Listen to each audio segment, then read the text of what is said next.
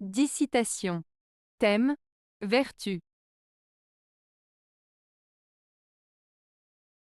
1. On ne fait de grandes choses qu'avec la science et la vertu. Ernest Renan. Cette citation d'Ernest Renan, on ne fait de grandes choses qu'avec la science et la vertu, met en avant l'idée que pour réaliser des actions ou des réalisations importantes et significatives, il est nécessaire de combiner à la fois la connaissance et la moralité.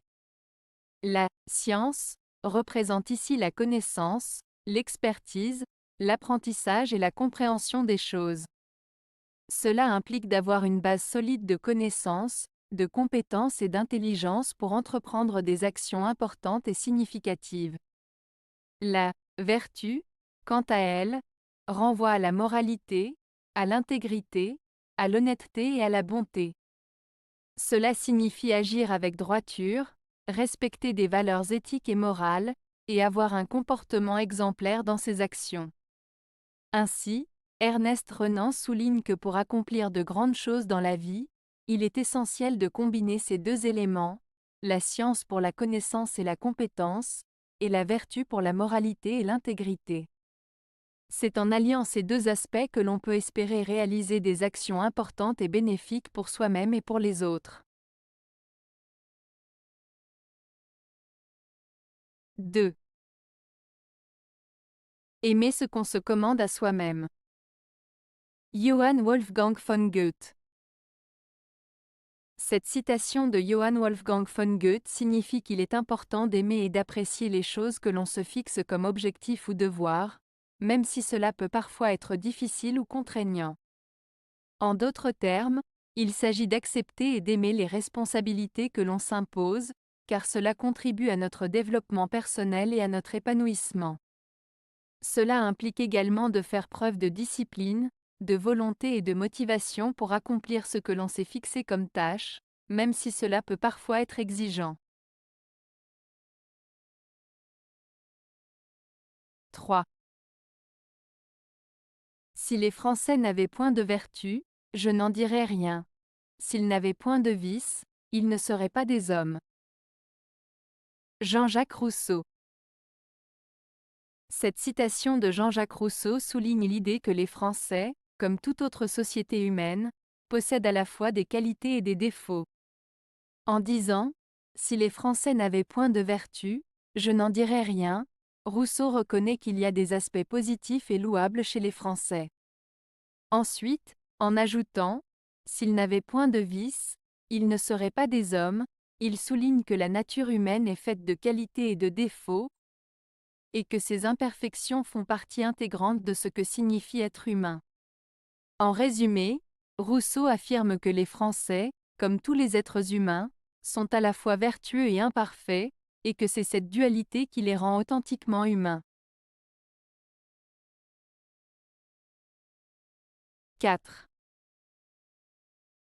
La vertu et la santé de l'âme. Joseph Joubert. Cette citation de Joseph Joubert, « La vertu et la santé de l'âme », signifie que la vertu, c'est-à-dire le fait d'agir de manière morale, droite et honorable, est essentielle pour maintenir l'équilibre et le bien-être de notre âme, notre être intérieur. De la même manière que la santé physique est importante pour le corps, la vertu est nécessaire pour assurer la santé et l'équilibre de notre âme, de notre conscience et de notre intégrité morale. Cela souligne l'importance de cultiver des valeurs morales et de mener une vie droite pour maintenir notre bien-être intérieur. 5. Qui fait usage de la vertu n'éprouve aucune fatigue. Lao Tse. Ce proverbe de Lao Tse signifie que celui qui agit avec vertu, c'est-à-dire de manière morale et juste, ne ressentira pas de fatigue. En d'autres termes, agir de manière vertueuse apporte une sorte de force intérieure qui permet de surmonter les obstacles et les difficultés sans se sentir épuisé. Cela souligne l'idée que la bonté et la droiture apportent une énergie positive qui nourrit l'âme et permet de faire face aux défis de la vie sans se laisser décourager. 6. Louer les princes des vertus qu'ils n'ont pas, c'est leur dire impunément des injures. La Rochefoucauld. Cette citation de La Rochefoucauld signifie que lorsque l'on fait l'éloge des qualités ou des vertus que les princes ou les personnes en position de pouvoir n'ont pas réellement, on leur dit en réalité des choses blessantes ou insultantes, mais de manière indirecte. En louant des vertus qu'ils ne possèdent pas, on souligne en fait leurs défauts ou leurs manques, ce qui peut être perçu comme une critique déguisée. Cela souligne l'idée que les louanges hypocrites peuvent en réalité être perçues comme des reproches. 7. On ne méprise pas tous ceux qui ont des vices, mais on méprise tous ceux qui n'ont aucune vertu. La Rochefoucauld. Cette citation de La Rochefoucauld signifie que l'on ne doit pas nécessairement mépriser toutes les personnes qui ont des défauts ou des faiblesses, les vices, car personne n'est parfait. Cependant, on méprise ceux qui n'ont aucune qualité morale ou vertu, car cela montre un manque de principes ou de valeurs positives. En résumé, cette phrase met en avant l'importance des vertus et des qualités morales dans le jugement que l'on porte sur autrui. 8. La vertu des femmes est la plus belle invention des hommes. Ninon de L'Enclos. Cette citation de Ninon de L'Enclos signifie que la vertu attribuée aux femmes a été créée par les hommes eux-mêmes. En d'autres termes, les normes de comportement moral et social imposées aux femmes ont été établies par les hommes pour servir leurs propres intérêts et maintenir un certain contrôle sur les femmes. Ninon de L'Enclos souligne ainsi que la vertu féminine telle qu'elle est conçue et perçue est souvent une construction sociale destinée à répondre aux attentes et aux besoins des hommes, plutôt qu'une réalité naturelle ou authentique. 9.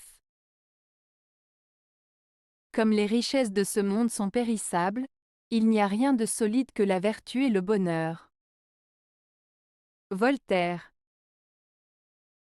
Voltaire exprime ici l'idée que les biens matériels et la richesse que l'on peut accumuler dans ce monde sont éphémères et peuvent disparaître. En revanche, ce qui est véritablement solide et durable, ce sont la vertu, c'est-à-dire les qualités morales et éthiques, et le bonheur intérieur. Selon Voltaire, il est plus important de cultiver des valeurs morales et d'aspirer au bonheur intérieur plutôt que de rechercher uniquement la richesse matérielle, car ces dernières sont plus durables et véritables. 10. Fuir le vice est le commencement de la vertu. Horace. Cette citation de l'écrivain latin Horace signifie que pour commencer à être vertueux, il est essentiel d'éviter les comportements ou les actions mauvaises. En d'autres termes, en s'éloignant des vices et en choisissant de faire le bien, on commence à cultiver la vertu. Cela souligne l'importance de prendre des décisions morales et éthiques pour progresser vers une vie plus vertueuse. Avez-vous aimé la vidéo? Si oui, mettez un pouce vers le haut. Cela aidera la chaîne et aidera les autres à la trouver. Nous ajoutons plusieurs nouvelles vidéos quotidiennement. Abonnez-vous pour ne rien manquer.